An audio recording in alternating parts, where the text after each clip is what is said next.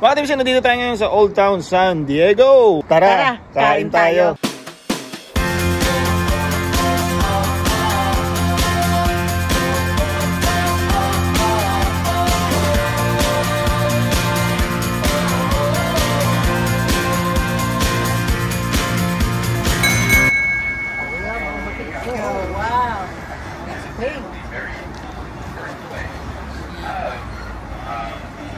Ay mga tips, today kakain tayo dito sa Cafe Coyote dito sa Old Town San Diego. Isa to sa kilala at saka matagal na Mexican restaurant. Well, dito tayo sa San Diego kasi kaya most of the time Mexican yung kinakain natin. Pero may mga iba-iba naman silang menu na susubukan natin. Tara, pasok tayo.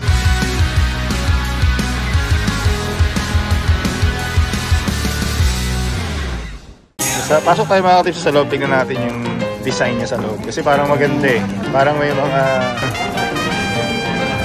no, parang Halloween or something. Ay, wow!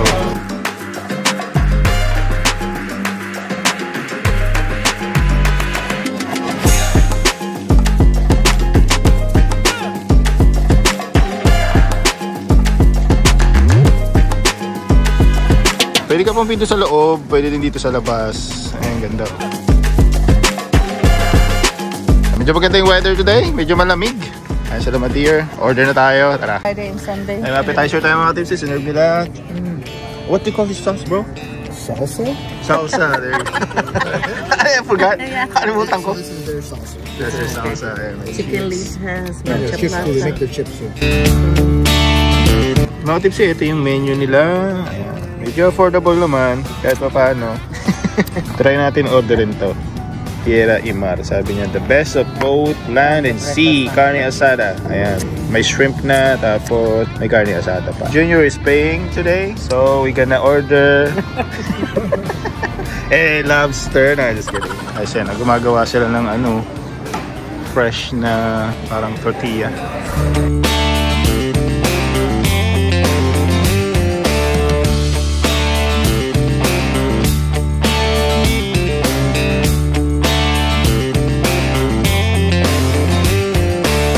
Ito na yung food natin mga katipsi. Hi! Oh, thank you. Oh, wow! That's a lot. No, that's okay. So, okay. Pero kaya-kaya natin yan. That's an okay size. Burrito. Mga dear, is burrito again. Right here. Yes. Wow. That's a tortilla. Enjoy that. Thank you. No. Just the egg.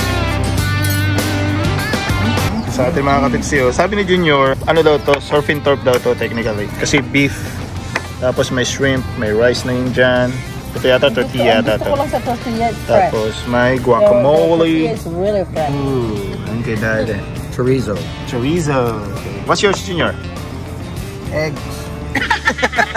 Just eggs. Breakfast na kasi in order niya, breakfast. Carnitas, yeah. Carnitas, okay. Si Madir, burrito again. Yung last vlog natin is burrito. Now is burrito. Favorite niya kasi yan. Ano, Californian? No. Oh, this is not California burrito. Machaca. Oh, Machaca. Burrito.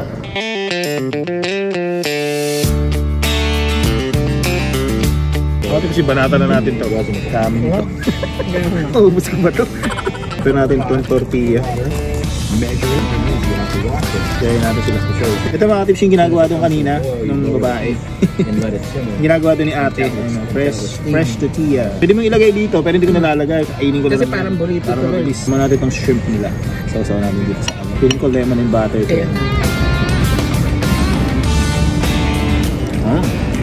Nice. Gusto kong kamayin pero hindi pwede. Kakal tayo. Sarap na pag ganun pala, hindi masyado maalat. Sarap yung rice sauce. Next natin to beef. Tapos lagyan natin itong guacamole.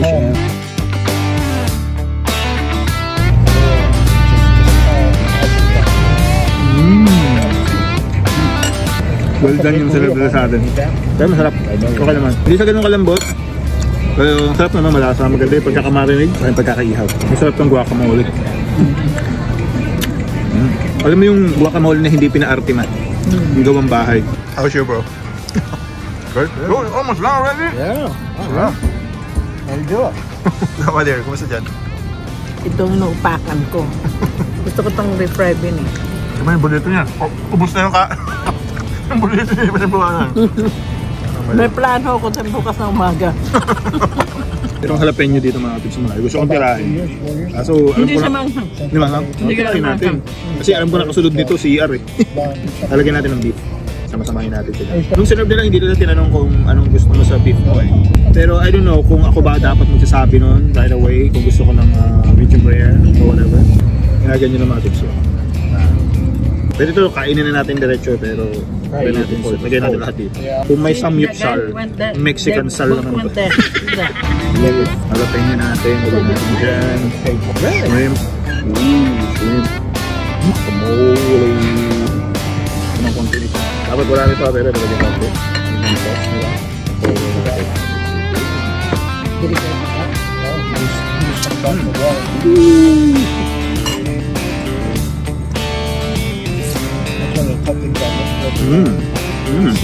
Fiesta.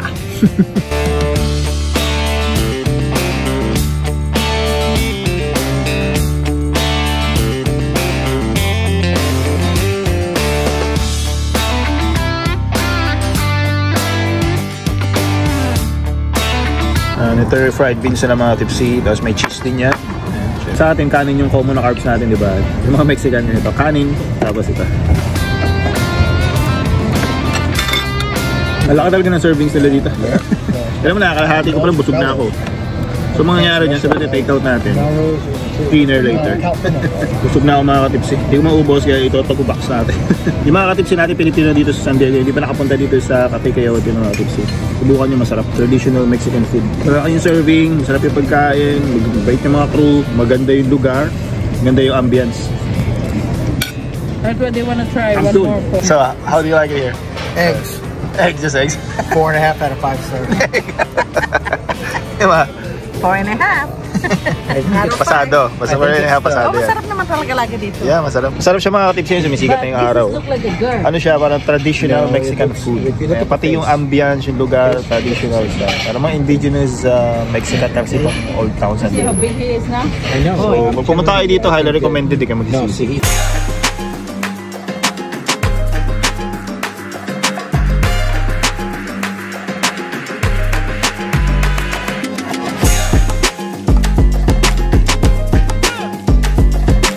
Mga tips, marami din pwedeng kainan dito sa Old Town San Diego. Isa lang yan. Isa lang yung Cafe Coyote. Pero kung makikita mo, dami restaurant yan. Meron dito tacos and tequila. Tapos doon meron din. Halos tabi-tabi rin siya. So isa rin to sa parang matagal na spot dito sa San Diego. Parang I think isa ito sa foundation ng California, yung Old Town San Diego. Kung makikita mo yung mga bahay dito, yung mga old style, mga old design, gano'n. Tapos na tayong kumain mga katipsi, pero syempre tuloy-tuloy pa rin natin food and good vibes sa episode natin today. Ngayon naman mag-iikot-ikot tayo dito sa Old Town. Pasyal namin kayo, dan tayo makikita tayo yung mga old houses dito. Syempre kasama pa rin natin si Madir, ayan siya, medyo hindi makahinga, kabusugan. Ayun daw yung yung bahay na may multo. Ayan sabi nila. Ayun daw yung haunted house dito. Yung Whaley's house. Whaley's house. Kapag Halloween, marami daw tao dyan. Pumunta ka na dyan dati mga kamo? Oo. Nakita ka multo? Hindi eh. Ginulat lang ako. Ayun siya mga tips yung Whaley's house. Ayun. May nagtuturo pa oh. Ayan, i-explain niya. Tapos may tickets, pasok ka dyan. Takot dyan. America's most haunted house.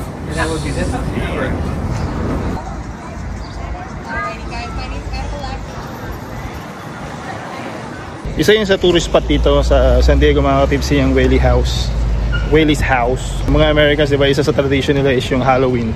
So ngayon malapit na yung Halloween kaya maraming tao pumupunta dyan. Siguro pag nandito na yung family ko, yung mga anak ko kasi may hilig yan sa mga horror eh. Baka papasok kami dyan. Punta naman tayo mga katipsi dun sa isang oldest cemetery dito. Lumang sementeryo.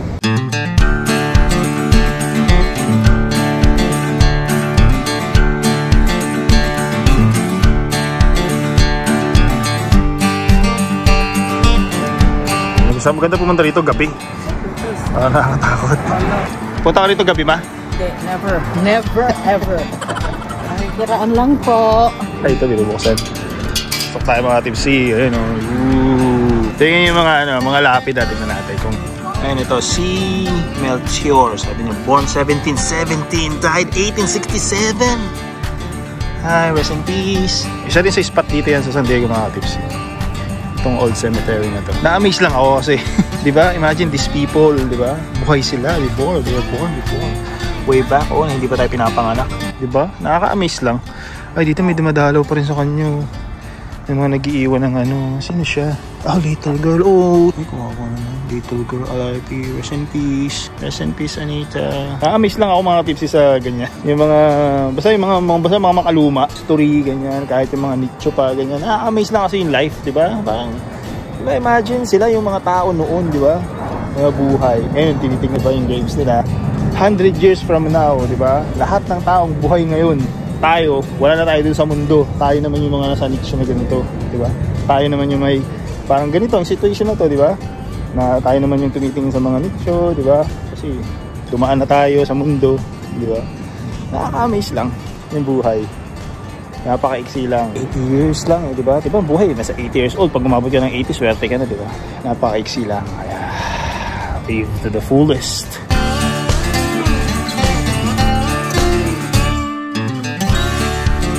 May hop on, hop off din sila mga tipsy. Ayan, sila Old Town San Diego. Ayan. Nung bago ako dito, sinakaya ko nila Madir dyan. Iniibot namin yung buong dito sa bandang San Diego. Ayan, Coronado, sa downtown. Ayan, iikot ka dyan. Para sa mga tourist yan, tsaka mga bago dito. Itong Old Town San Diego, isa rin to sa gusto kong spot dito. Kasi nga yung makaluma. Traditional, mga ganun.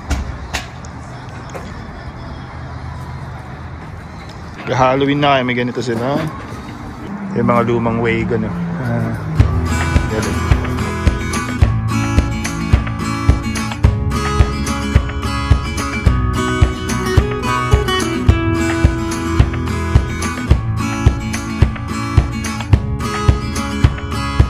Parang ito, 1869 pa. Casa de Pedrorina de Altamirano. Hindi ko alam kung ano ibig sabihin nun.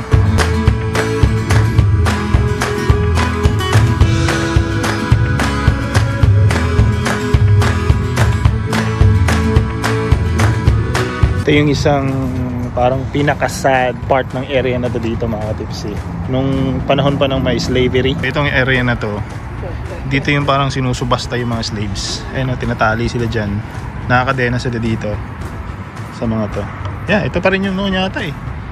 Ayun, tapos susubasta sila. Bibenta sila. Nakakalungkot isipin, di ba? Parang ilang buhay yung, di ba? Nasira, maging slave ka, di ba? Wala kang kalayaan, no? Nakakalungkot. Pagbabalik kami nakaraan. Pero syempre, that's the past. We need to move forward. Oh, may hotel din sila dito dati. Cosmopolitan Hotel. Active ata yan. Pwede kang mag-rent dyan. May mga tipsy. Akit tayo din sa, ano. Hollywood actor.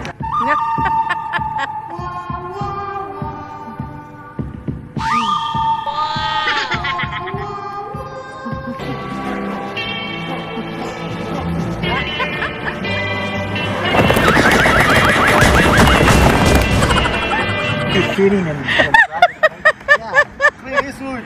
Why are you saying Tuloy ang ating lakaran mga katipsi. Ayan, nandito na tayo. Uy, parang maganda tong quote of the day natin, no? Ang ating quote of the day. Sa buhay, yeah. Isihan mo lang, wag kang bara-bara. Since malapit na yung Halloween mga katipsi, ayan, may mga ghost tours dito. Pwede pumasok, may entrance. So yung mga mahilig sa Halloween, check natin. Ayan siya. $25, $15 pag bata. Yeah, mahilig sa Halloween celebration. Pwede ito mga tipsi sa Old Town. Old tours. Ayan, October 1 to November 2.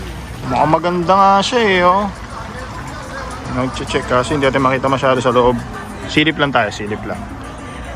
Ayun. Meron pa dito mga tips. Pasok tayo. Hindi pa nakapasok dito sa bandang area na to eh. Ay, para rin siyang restaurant to. Mukhang masarap din kumain dito. Chill lang oh. Saloon, ayun. Ito yung Bara-Bara Saloon. Okay. So resto nga siya. Ayun, papasok ka dun. Uy, parang gusto kong itry ito sometime ah. Ganda oh. Itatry ko to sometimes. Mga tips yun. Bara-Bara. Di ko alam kung inuman yun o spy. So maliit lang naman siya, yung buong Old Town San Diego. Pwedeng lakarin, chill, siyempre pwede ka mag-walking din dito, yung mga hindi maglakad sa umaga. Ayan o, siya nandun sa labas. Google Maps lang mga ka-tipsy, makikita naman natin agad.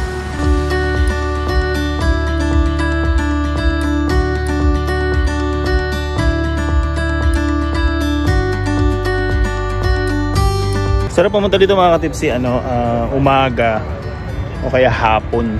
Ayan, sarap mag-chill. Ang ganda ng ambience. Chill area lang siya. Ayan, ang ganda ng mga puno, ang ganda ng mga bahay. Gusto ko yung mga place kasi na ganito mga ka-tipsy, yung mga parang historic. Ano ba nakaka-relate sa akin dyan, sigurado. Parang sarap kasi manood ng mga past, yung mga nakaraan. Kasi parang, I don't know, parang na-appreciate ko lang yung kung gaano ka talino ang tao. Diba, from nakatira tayo sa cave, then na-develop natin, di ba? Imagine, itong lugar na to, desierto yan dati, di ba? Pero ngayon, tira mo naman, puro bahay, di ba? Tapos, pag lumabas ka, buildings na, ganun. Parang, I don't know, mas na-appreciate ko lang yung life pag nakikita ko yung history. Parang ang sarap lang kasi sa pakiramdam na makita yung achievement ng human race. Pero, ang nakakalungkot lang sabi nga, di ba, ang pinakamatalinong nilalang sa buong universe so far, di ba? Is tao. Pero look at what we're doing to each other, no? Sa bansa pa lang natin, tira mo, di ba? Tayo dapat ang pinakamatalinong species, pero tinang may ginagawa natin sa kapwa natin, may hirap, no? Flood control projects. Pagnanakaw, di ba? Greed. Yan, ang isang kasalanan ng tao. Greed. Imagine, no, nagnakaw ka na ng 100 million, gusto mo pa billions. Wala lang, na-share ko lang naman mga ka-tipsy. Mga tata-tots lang yan. Yeah, wala lang, nakakalungkot lang kasi minsan, di ba? Kasi tayo mga tao supposed to be the most intelligent creatures in the entire universe. Pero ito naman ginagawa natin sa sarili natin, sa kapwa natin, di ba? Imbis na mag-isip tayo kung paano natin mapaganda yung mundo, marami din nag-iisip kung paano ito sirain, di ba? Paano maging gahaman, di ba? Anong gagawin mo sa billion mong pera, man? Anong gagawin mo dun? Kahit magkaroon lang ako ng 5 billion, okay na yun eh.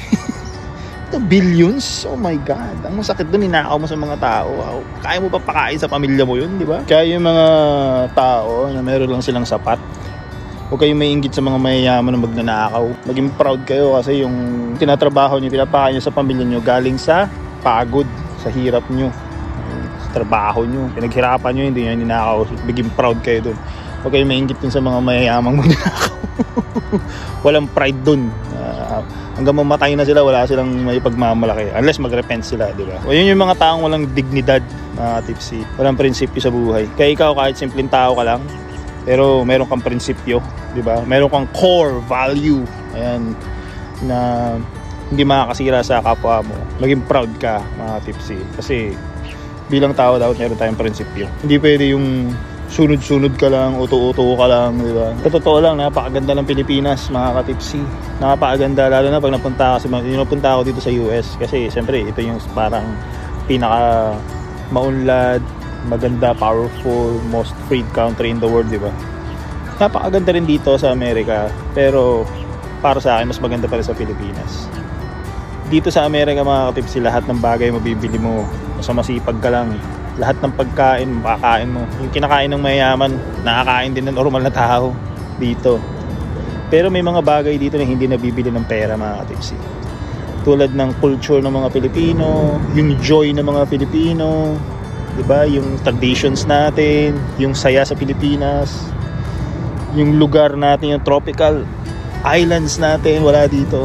Yung kahit gaano karaming pera mo, hindi mo mabibili dito sa Amerika. Kaya marami pa rin Pilipino bumabalik din sa Pilipinas. Isa lang talaga nagpapabagsak sa Pilipinas, mga ka-tipsy. Corruption talaga. Corruption lang talaga. Yun lang ang masolusyon na natin. Damn!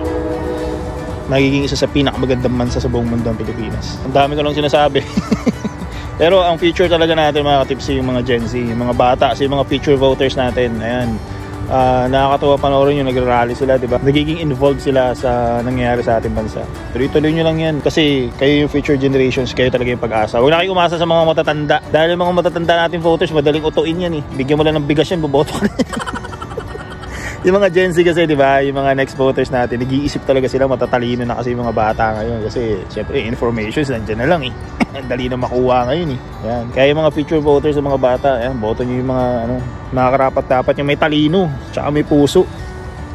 Wag yung mga sila na naman ang sila. Iba naman, maraming matatalino dyan na magagaling na pwede nyo subukan. Mahirap kasi sa atin minsan yung, kasi siya may experience na siyang senador, may experience na siyang congressman, siya ulit iboto natin. Mali yung ganun. Mahirap yung ganun mga tips kasi yung greed. May mga tao kasing weak na madali silang maging gahaman. Nawawala yung prinsipyo nila dahil sa pera. Ayun. Maraming ganung politiko. Kaya nga 'di ba yung political dynasty dapat mawala yun. Kasi you serve the people eh, hindi naman you serve your future eh. Yung future, yung personal future mo eh. So para maiwasan yung pagiging gahaman, 'di ba? Kasi nga absolute power corrupts absolutely, 'di ba? So habang tumatagal ka sa posisyon, parang yung mga Roman empires nun, 'di ba? Habang tumatagal sa posisyon, mas nagiging corrupt sila. Mas nagiging corrupt yung minds nila kasi marami silang gustong gawin, marami silang gustong i-change na nagiging bad na yung result sa mga tao. Kaya dapat pinapalitan natin yung politiko para yung service talaga nila is for the people lang talaga. Kaya pag napunta ka sa ibang bansa, pag nag-travel ka sa ibang bansa, ma-realize mo iwan na ng Pilipinas. Nakakalungkot kasi napaganda ng Pilipinas kaso sinasayang natin. Hindi natin na-appreciate. Kaya nga I-suggest pag may time kayo mga tipsy, mag-ipon kayo. Kung kaya nyo, mag-travel kayo, punta kayo mga ibang bansa, kahit yung Southeast Asia lang muna. Doon mo ma-appreciate talaga na ano bang nangyayari sa Pilipinas. Sayang, di ba? Sayang. Marami tayong pwedeng gawin, marami pwedeng change. Maraming opportunities na naghihintay sa atin, pero nasasayang lang dahil sa sarapang mura na corruption yan. Pero sana may hope pa, at ang hope natin yung mga kabataan, mga Gen Z, mga next voters natin, kayo na lang talaga pag-asa ng bayan natin. Vote right, mga tipsy. Ayun lang naman. Dami ko nang sinabi. Tara, tuloy-tuloy pa natin paglalakad natin. Session na kayo mga tipsy, medyo madaldal. Pinapahaba ko yung video natin, konting kwentuhan. Para dun sa mga, kasi alam ko yung mga tipsy naman tayo dyan na nakaka-relate din sa akin. Para sa inyo yung mga tatatops ko eh.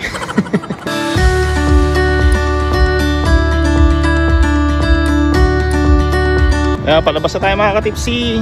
Konting ikot-ikot lang, mga gusto maglakad, dagdag sa pasyalan nila, mga hindi pa nakakapunta rito, makakapwa natin Pilipino, may restaurant, maganda yung lugar, sama nyo sa checklist nyo na pwede nyong libangang puntahan dito sa San Diego. Ito na nga din ako mag-outro mga katipsi. Madalas ko nakakalimutan yung outro eh. Siyempre pag nag-vlog tayo, dapat may intro, may outro, di ba? Para maganda.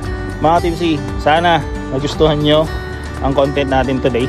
Next week mga katipsi, baka magluto ulit ako kasi marami nagre-request na magluto daw ako. So mga katipsi, sana nagustuhan nyo ang content natin today. Medyo may pagkakaiba ng vlogs natin sa mga nauna nating mga vlogs noon, kung paano nyo nalaman tong channel na to. Pero hanggang ngayon nanonood pa rin kayo. Kaya maraming salamat mga katipsi. Mga katipsi, maraming salamat muli sa suporta nyo. Hanggang dito na lang muna yung video natin. Sana nag-enjoy kayo sa ating food and good vibes today. Hanggang sa muli nating video mga katipsi. Always remember, stay tipsy lang. Salud!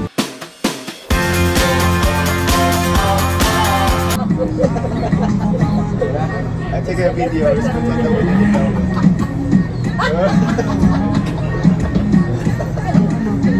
Hindi namin nalaman.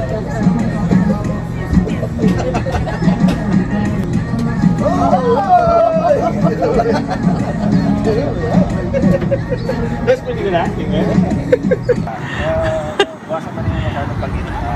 Nabaliw na.